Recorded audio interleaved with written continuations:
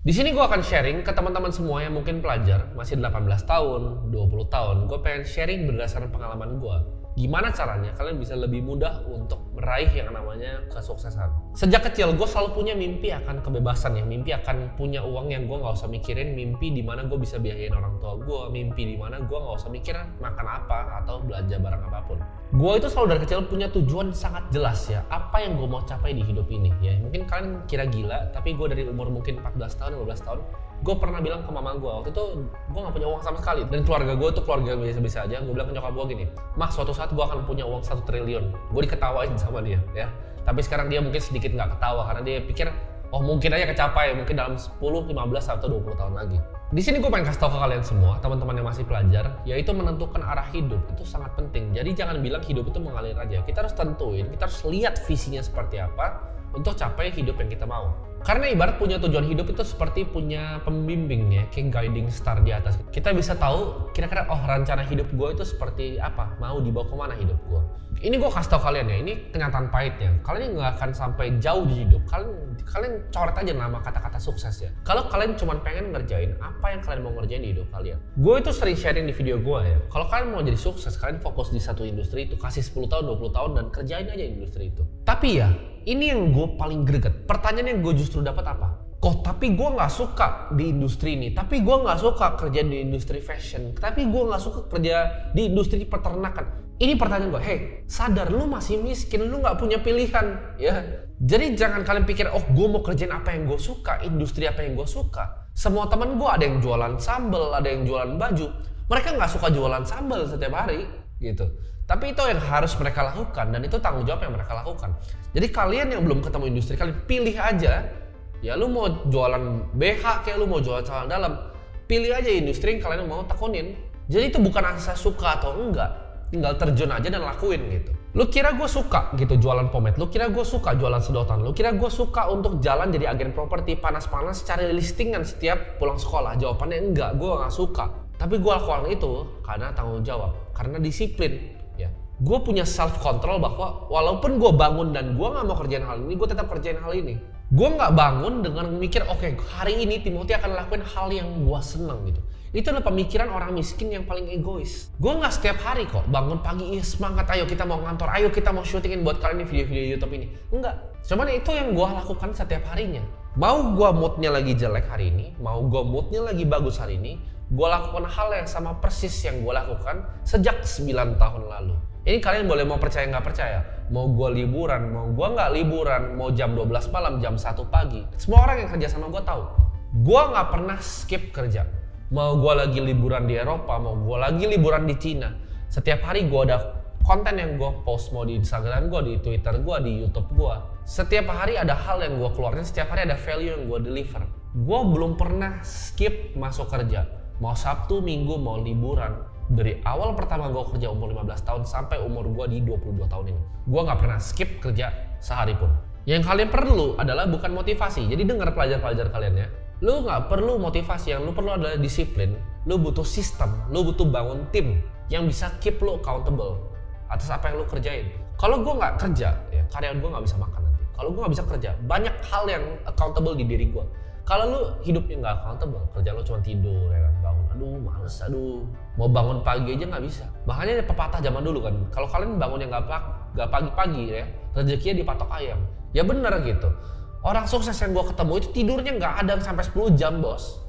Mereka tidur 8 jam aja udah syukur-syukur gitu. Paling biasa 6 sampai 7 jam tidurnya. Kenapa? Karena banyak hal yang dikerjakan. Karena waktu ini terbatas. Udah gitu waktu kalian udah terbatas masih dipakai untuk main game sama scroll TikTok. Ya jelas-jelas aja. Jadi mulai shifting mindsetnya dari tukang konsumsi, cuman konsumsi TikTok, jadi yang produksi, bikin konten, belajar bikin konten, deliver value ke masyarakat. Ini yang menurut gue para mental health aktivis itu ngerusakin dan ngeracunin masyarakat. Mereka suka bilang masyarakat untuk pikir pakai emosinya. Karena itu yang manusia rasakan memang. Gue bangun tidur, ya, gue nggak setiap hari gue mau kerja. Ya, kadang mood gue jelek banget, gue malas untuk syuting konten seperti ini. Mungkin hari ini aja gue nggak pengen sebenarnya syuting konten seperti ini, tapi kenapa gue harus ini? Karena ini tanggung jawab gue. Karena gue udah bilang di hidup gue, kayak misi gue adalah mengubah sistem edukasi di Indonesia. Caranya lewat apa? Ya paling gampang adalah untuk lewat media seperti ini yang gratis, yang bisa dikonsumsi masyarakat luas. Gue pengen sedikit aja at least, sebelum gue mati, gue pengen ubah beberapa dari kalian. Karena udah banyak nih dari awal gue mulai bikin konten-konten seperti ini yang DM gue pribadi bahwa gue merubah hidup kalian. Dan itu adalah hal yang gue pengen denger terus menerus. Dan kalau yang gue harus korbanin cuman rasa males untuk melakukan ini, gue akan hantam itu rasa malas setiap hari. Gak peduli gue, anytime of day gue hantam itu rasa malas. Untuk melakukan tujuan gue yaitu rubah sistem edukasi di Indonesia supaya edukasi seperti ini bisa diakses sama seluruh penjuru Indonesia. Kalian cuma perlu modal kuota internet dan YouTube. Mental health aktivis bilang, pikir pakai perasaan kalian. Lu pikir ya, lu laki, dia bilang kalau mau nangis aja, sedih aja. Lu kira Alexander the Great pas dia kuasain benua-benua itu umur 23 tahun, dia nangis gitu lagi jalan, dia capek aduh nangis gitu. Enggak coy, sebagai laki yang kita harus pikir adalah apa yang kita mau lakukan, apa yang kita mau conquer di dunia ini ya. Jadi jangan jadi laki-laki lemah yang cuman dengerin mental health terus gitu. Namanya laki itu penuh namanya kehormatan dan tanggung jawab. Mereka akan lakukan apa yang mereka harus lakukan untuk jaga yang paling dekat sama mereka. Mau baik itu keluarga mereka, istri mereka di masa depan, anak-anak mereka. Kalau lu miskin, kalau lu nggak punya hidup, lu adalah orang paling egois di dunia. Gue kasih tau di sini, orang miskin ya adalah manusia paling egois di dunia. Mereka cuma pikir dirinya sendiri. Gue paling susah, gue begini. Bahkan middle class kalian pun juga egois. Kenapa kalian nggak strive untuk jadi orang kaya? Tapi kan orang kaya itu jahat. Uang itu hanyalah kaca pembesar. Kalau lu miskin, lu emang awalnya orang jahat, terus jadi kaya, lu pasti jadi jahat. Tapi kalau lu memang orang baik, jadi orang kaya, lu bisa amplifikasi kebaikan itu. Lu bisa jadi bermanfaat untuk sesama. Ya. Kenapa gue bilang orang miskin itu egois? Kalau lu punya uang yang berlebih, ya, anggaplah memang iya lu nggak mau mobil deh, lu paling suci, lu nggak mau jam tangan, lu nggak mau mobil, lu mau rumahnya gembel aja nggak apa-apa. Tapi uang lu banyak nih, lu bisa bermanfaat untuk semua sekitar lu. Misalnya lu tetap tinggal di kampung nih, lu bisa kasih semua makan, kampung lu kasih beras semuanya gratis gitu. Itu kan hanya bisa dilakukan kalau lu adalah orang kaya. Sedangkan kalau miskin lu cuma bisa buat diri lu sendiri. Buat diri lu sendiri aja kurang, buat keluarga lu sendiri aja kurang. Gimana lu mau berbagi ke orang lain? Karena tujuan hidup ini adalah kita bermanfaat untuk masyarakat. Tujuan hidup ini adalah untuk berbagi. Jadi dengan punya uang sebanyak-banyaknya, kita bisa berbagi ke sebanyak-banyaknya orang. Kalau lu lihat diri lu sendiri di kaca dan lu cuma mikir, hari ini gua males ya, hari ini gua happy atau enggak ya. Ini gua kasih analogi ya, kalian kalau pernah lihat ya, kambing gunung itu sama elang. Elang itu makannya kambing gunung kadang. Bingung kan gimana caranya. Pas dia lagi naik tuh gunung tuh dijatoin ya. Di sliding tuh sama elang ya. Jatuh ke bawah, pas udah mati di bawah baru dimakan. Kalau kalian buka ya, nature ya, alam. Kalian mau lihat dari buaya makan yang rusa lah, segala macam. Nature itu kejam. Antara lu makan orang atau lu dimakan sama orang. Nah kalau lu orang yang malas-malesan, yang cuma pikirin lu sukanya apa, kerja lu setiap hari lu cuma dimakan, itu kambing gunung tadi. Ntar gua elangnya nih, gua sliding lu sama ke bawah. Jadi dunia ini tuh tentang survival, banyak yang salah kaprah. Orang bilang, oke, kita santai-santai aja, kita slow living. Lu semua ketawain gua pas gua bilang inflasi 10-15%. Tapi lihat sekarang, beras itu naiknya berapa tahun ini? Ya, beras dari terakhir gua bagi tuh beberapa ton, itu gue beli 11.500. Sekarang terakhir gue mau beli udah 14.000. Dan lu masih ngomong inflasi 3%. Ini akan ada so pinter lagi orang yang komen di video gue. Oh inflasi itu kan karena ada basket. Itu yang mereka manipulasi lu, makanya lu percaya 3%. Kalau lu ngomong inflasi, bagi gue, definisi inflasi gue, itu bukanlah basket semua. Orang energi jadi keluarin kok dari basket inflasi. Inflasi bagi Timothy, itu adalah kita makannya apa hari ini, pendidikan anaknya berapa hari ini, ya. Dan barang-barang yang kita pakai, mobil, itu semua adalah harga dari inflasi. Jawabannya 10-15%. Dan lu yakin dengan hidup lu yang malas-malasan itu, nggak bisa investasi, nggak bisa nabung, beras naik terus, ntar lu nggak bisa makan. 10 tahun lagi lu nggak bisa makan. Krisis pangan sebentar lagi. Lu nggak lihat itu Mark Zuckerberg beli berapa hektar ya lahan. Bill Gates, Jack Ma. Dan lu masih itu malas-malasan. Ntar lu nggak bisa makan sama keluarga lu. Makanya lu orang miskin egois. Ujung-ujungnya keluarga lu mati nanti nggak bisa makan. Kita itu bukan hidup di dunia yang baik. Kalau lu adalah kambing gunung tadi, sliding elang, lu mati kan. Jangan jadi orang bodoh ya, yang nggak bisa berpikir pakai logika, tapi selalu manfaatin emosi. Laki itu harus punya namanya self control dan emotional control. Maksudnya apa? Kalian mungkin ada yang baru nih, pertama kali nonton video gua, lalu dia emosi. Wah ini orang penyampaiannya bangsat nih ya. Ini orang nih mulutnya nggak enak didengar. Tapi lu nggak pahami apa yang benar-benar gue omongin. Makanya dulu ya kan, orang banyak yang hujat. Oh bang lu begini-begini ngomongnya kasar. Jadi logikanya udah ketutup dulu. Mikirnya orang Indonesia gitu kan, mikirnya pakai emosi, makanya bodoh-bodoh gitu. Mikirnya oh emosi dulu ya kan. Oh ini orang karena ngeselin gini, gue nggak mau denger omongan. Tapi logikanya nggak dimainin. Logikanya nggak dipakai karena sebenarnya apa yang gue sampaikan itu benar. Laki itu kerja apapun situasinya ya. Lu mau capek, lu mau nggak mau berangkat kantor, lu tetap berangkat kantor. Lu capek, lu nggak mau bikin bisnis, lu tetap bikin bisnis. Lu capek, lu nggak mau manage tim, lu nggak mau meeting pagi, lu tetap meeting pagi. Itu baru namanya laki. Gue tetap datang kantor ya. Gue tetap berusaha sebaik mungkin, upgrade diri gue, belajar terus setiap hari. Walaupun gue punya duit untuk nggak usah kerja sampai gue mati. Kenapa? Tanggung jawab. Jadi ini saran dari gue buat mungkin pelajar, mungkin anak-anak muda. Kalian yang masih mau denger gue, kalian yang masih mau untuk mengubah hidup kalian. Gue mau kasih beberapa saran untuk kalian gimana caranya untuk mencapai kesuksesan. Gue jadi miliarder itu di umur 20 tahun. Dari sini gue pengen sharing ke kalian. Hal paling kuat yang kalian punya adalah pendapatan atau yang namanya income. Nah ini penting banget, kalian harus belajar.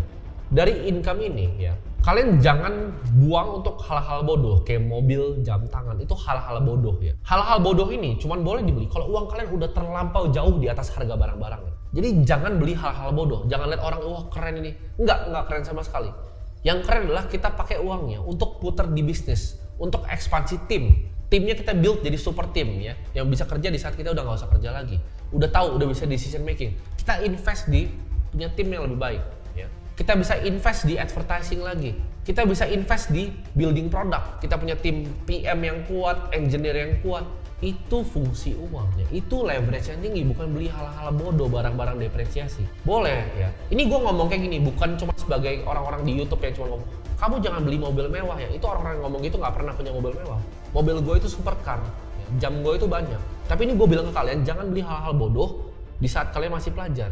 Mungkin kalian punya uang ya, udah usaha, udah punya uangnya, tapi tahan dulu ya, putar dulu di bisnis. Gue nggak beli mobil gue pertama di saat uang gue tuh berkali-kali lipat dari harga mobilnya. Sisa uang dari bisnisnya pakai apa? Pakai untuk investasi. Lu jago saham, taruh saham. Lu jago kripto, taruh kripto. Lu jago properti, taruh properti. Beli tanah, ekspansi. Nanti ketika udah berlebih, uang dari hasilnya, ya hasil investasinya lu pakai buat beli mobil nggak masalah. Tapi tahan dulu sampai uangnya berkali-kali lipat. Apalagi yang beli baju, kalian bayangin beli sepatu puluhan juta, itu gobloknya minta ampun gitu. Uang cuma 200 juta, beli sepatu 20 juta, itu nggak masuk akal di kepala gua. Ya, jangan kebanyakan gaya, keep your head low, kerja ya, kerja dan kerja. Tabung terus, karena income tuh powerful. Kita bisa pakai untuk ekspansi bisnis, putar seperti tadi, atau kita bisa pakai untuk investasi yang lain. Saran selanjutnya gue untuk kalian yang pelajar ya, upgrade terus ilmu kalian. Ini trait yang gue lihat ya, banyak banget di semua teman-teman gue yang pengusaha ya. Tipikal mereka adalah mereka gila mengkonsumsi informasi berapapun harganya. Gue pribadi, misalnya ada course nih bagus ya, gue lihat nih, gue pengen belajar dari orangnya. Meskipun gue udah tahu mungkin 80%, tapi ada 20% yang gue kira gue bisa ambil. Mau harganya $15.000, gue sikat langsung besok. Gue keluarin uang miliaran, nggak tahu berapa miliar untuk bayarin semua course yang gue bisa makan. Fungsinya apa? Untuk gue bisa ambil ilmunya. Gue nggak pernah jadi orang skeptis yang bilang, oh ini orang nge-scam gue. Enggak, ya.